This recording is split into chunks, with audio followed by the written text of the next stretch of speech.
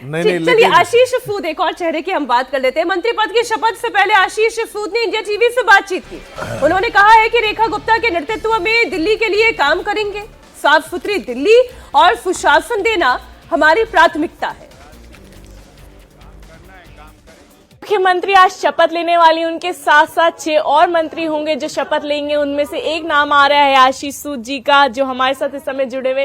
Sir, पहली बार तो बधाई हो। सबसे पहले क्या कहना चाहेंगे आप? बहुत धन्यवाद। ये चुनौतीपूर्ण समय है। भारतीय जनता पार्टी की सरकार बनने जा रही है। रेखा जी के नेतृत्व में विधायक दल दिल्ली की प्राथमिकताओं को आगे बढ़ाएगा। क्या कुछ चैलेंजेस देखे हैं आपने दिल्ली में जिन पर काम करेंगे? देखिए, दिल्ली के 10 साल के कुशासन का अंत हुआ है। इस 10 साल के कुशासन में दिल्ली में पानी को लेकर जनता हाहाकार करती रही है। दिल्ली कूड़े से लबालब 2.5 साल में आम आदमी पार्टी से सरकार के दौरान हुई है। दिल्ली की जनता को साफ सुथरी दिल्ली देना, ये भारतीय जनता पार्टी की प्राथमिकता है। दिल्ली की जनता की प्राथमिकताएं रेखा गुप्ता जी के नेतृत्व में विधायक दल और मंत्रिमंडल तय करेगा। जनकपुरी विधानसभा को कूड़ा मुक्त करना, जनकपुरी विधानसभा में पानी और सीवर की अच्छी व्यवस्था खड़ी करना मेरी पहली प्राथमिकता। जब मुख्यमंत्री के नाम की चर्चाएं हो रही थी तो एक आपका नाम भी सामने आ रहा था। ये तो आप लोगों के अपने कयास हैं। मुझे पूरा पता है कि ना तो भारतीय जनता पार्टी के किसी नेता ने आपसे कहा, ना भारतीय जनता पार्टी ने ऐसा कहा, मगर पत्रकार इसको चलाते रहते हैं। आप लोगों को 24 घंटे चैनल चलाने के लिए कुछ तो करना ही है। शीश महल का क्या होगा आगे? मैंने आपसे कहा, ये सब अभी दिल्ली की जनता को सुशासन देना, दिल्ली की जनता को आराम देना हमारी प्राथमिकता है। इन सब संदर्भों में हमारी नेता रेखा गुप्ता जी से जो भी आगे के विषय होंगे फिर हम आपके तो तैयार हो रहे हैं। आशीष सूद जी भी उस घर से निकलने को होंगे। हमने आपको बताया 12 बजे से पहले सभी लोग रामलीला मैदान पहुंच जाएंगे। अब आशीष सूद एक बड़ा चेहरा है दिल्ली का, भारतीय जनता पार्टी का। देवेंद्र आपको इनके बारे में और बताएंगे, और इनका नाम भी बड़ी सीरियसली सीएम पोस्ट के लिए चल रहा था एक वक्त पर। ठीक है, रेखा जी की बाजी लगी, अलग बात है। जी आशीष सूद, अब इनको मंत्री बनाकर क्या संदेश दे रही है भाजपा? देवेंद्र।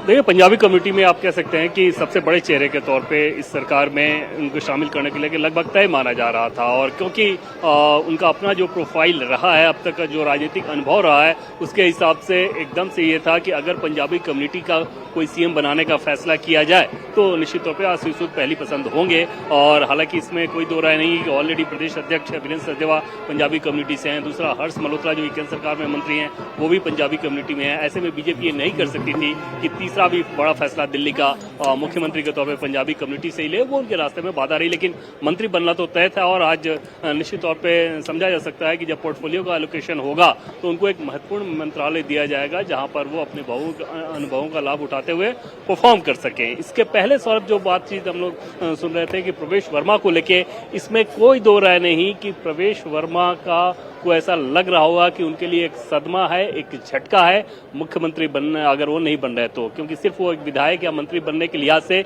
इतना कुछ स्टेक पे नहीं लगाया था। आप सोचिए कि अगर वो विधानसभा का चुनाव हारते, लोकसभा का चुनाव का टिकट काटा गया, अगर विधानसभा का चुनाव अरविंद केजरीवाल के खिलाफ हारते तो उनकी राजनीति की कैसी स्थिति होती। तो जब दांव पे इतना कुछ लगा था और अपना इतना कुछ उन्होंने लगाया भी था, जिसको बार बार हम लोग चुनाव के दरमियान बोलते रहे कि प्रवेश वर्मा फैक्टर, तो उस कंडीशन के बाद अगर सिर्फ एक सामान्य मंत्री बनकर आप रह रहे हैं बाकी अन्य 6 मंत्री, अन्य 5 मंत्रियों की तरह, तो उससे समझा जा सकता है कि वो एक झटके के तौर पे भी देख रहे होंगे। लेकिन क्योंकि उनके बिहेवियर को लेके एक बड़ी समस्या की बात पार्टी में कही जाती थी, इसलिए बड़ा सवालिया निशान था कि अगर उनको मुख्यमंत्री की कमान संभाली जाए तो संगठन को लेकर नहीं चलेंगे। आशीष सूद पर और बात हम लोग करें देवेंद्र स्टूडियो में मेहमानों के साथ। देखिए, पहले तो जेस्चर, नेता ऐसा होता है। देखा आपने, कैमरा पीछे खड़ा था, पिताजी को सम्मान पूरा उन्होंने दिया, माथा टेका हुए पैरों में। आप तस्वीर देखिए, मैं कह रहा हूं जो एक कंप्लीट नेता की जो इमेज होती है वो आशीष सूद में आपको दिखाई देती है। नहीं, देखिए, वो ये जनकपुरी में जब आप जाएंगे और आशीष सूद के बारे में आप जब लोगों से बात करेंगे तो आशीष सूद ऐसे व्यक्ति हैं कि वो यदि आपसे मित्रता है और आप किसी चौराहे पे खड़े हैं तो बोला भाई कहाँ हो? वहाँ, अरे भाई बगल में चाय की दुकान है ना, रुक जा, वहीं चाय पीते हैं। तो सड़क पर वहीं फुटपाथ पे बैठ के चाय पी लेंगे। बहुत अप्रोचेबल है। नहीं, परसों मेरी बात हुई और मैंने कहा कि आप सीएम बन रहे हैं, तो उन्होंने कहा कि नहीं, मैं ऐसा कुछ नहीं बन रहा। ये सब आप लोगों की शुभकामनाएं, हम जीत गए।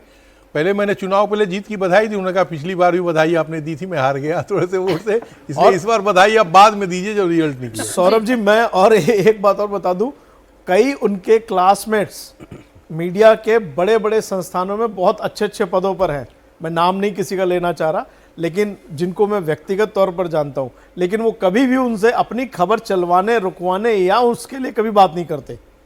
जो मैंने देखा या सुना है, वो व्यक्तिगत संबंध अलग लेके चलते हैं, प्रोफेशनल रिलेशनशिप अलग लेके चलते हैं, और शायद यही वजह है कि वो आज यहां तक पहुंचे हैं।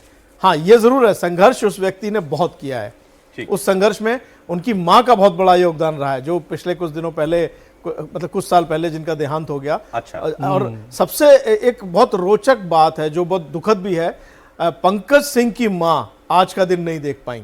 वो ये नहीं देख पाई कि मेरा बेटा दिल्ली का मंत्री बन रहा है, क्योंकि अभी कल ही उनका फिनरल हुआ है, कल ही उनकी अंत्येष्टि हुई, परसों डेथ हुई थी, और 19 तारीख को उनका उनकी बाकी फिर तो सेटबैक है उनकी। हाँ, उनकी अंत्येष्टि की गई है। तो ये एक बड़ा दुख। लेकिन आशीष एक ऐसा चेहरा लगता है, मतलब उनको मंत्रिमंडल में लाया गया है तो कुछ सीरियस काम करने के लिए लाया गया होगा। इनको जो विभाग भी मिलेंगे, ऐसा लगता है काऊ साहब कि थोड़ा मीठी पोर्टफोलियो इनको मिल सकता है। आशीष सूद को आप देखिए, भारतीय जनता पार्टी का जो एंथम है 370 J&K, उसका को इंचार्ज बनाया था। हाँ जी।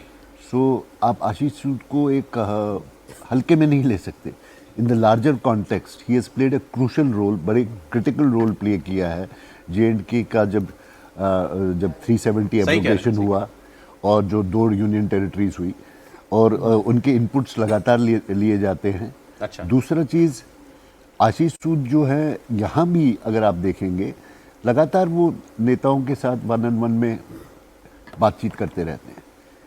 जिस दिन परवेश वर्मा जी ने फर्स्ट स्टेटमेंट दिया कि river front, Yamuna river front will be redeveloped, पहला दिया था, उन्होंने यमुना की बात की थी आफ्टर विनिंग द इलेक्शन। आशीष सूद जी के पास भी लोग गए थे, उन्होंने कहा सॉरी मैं नहीं बोल सकता हूँ, let the process begin. But there was a indication कि महिला और आशीष सूद ये 2 होंगे, मंत्री चीफ मिनिस्टर नहीं पता था, but this thing was 100% confirm. Ashish Sood को एक अहम रोल 101%।